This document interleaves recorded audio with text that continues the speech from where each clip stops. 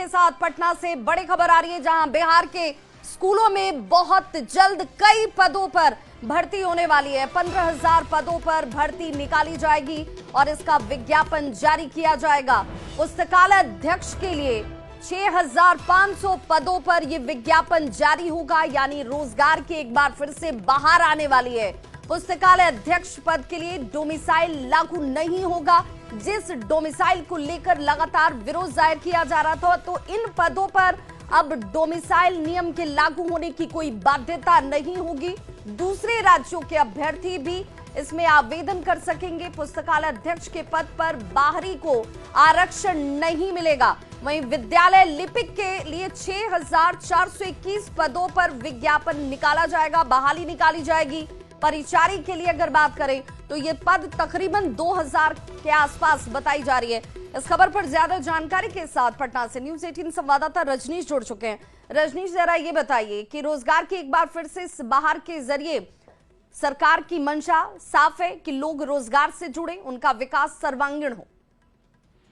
विगत 2 दिनों से लगातार देखिए कैबिनेट में 3 खासकर जो नियमावली है उस पर मुहर लगने के बाद भ्रम की स्थिति बनी हुई है। और न्यूज़ 18 ये जानकारी दे रहा है कि बिहार में लाइब्रेरियन की जो वर्षों से बहाली की जो प्रक्रिया धीम थी मामला, तो उसमें अब जो है शुरुआत होने वाली है। और जो प्रक्रिया है उसको लेकर कई कयास लगाए जा रहे थे। कैबिनेट में जैसे ही मुहर लगी है तो अब ये तय हो गया है कि 6500 पदों पर लाइब्रेरियन की बहाली बिहार में होगी। इसके अलावा जो विद्यालय परिचारी हैं या विद्यालय लिपिक हैं उनकी भी बहाली होगी। तो कुल मिलाकर 8,000 से अधिक पद हैं जो लिपिक के हैं और विद्यालय परिचारी के हैं, इनकी बहाली होगी। लेकिन सबसे जरूरी बात यह है कि जो डोमिसाइल को लेकर कई तरह के भ्रम हैं, तो हम बता दें कि जो लाइब्रेरियन की बहाली होगी बिहार में, उसमें बाकी राज्यों के जो अभ्यर्थी हैं वो भी शामिल हो सकते हैं। हालांकि उनको किसी प्रकार का कोई आरक्षण का लाभ नहीं मिलेगा, बिहारी को ही सिर्फ आरक्षण मिलेगा।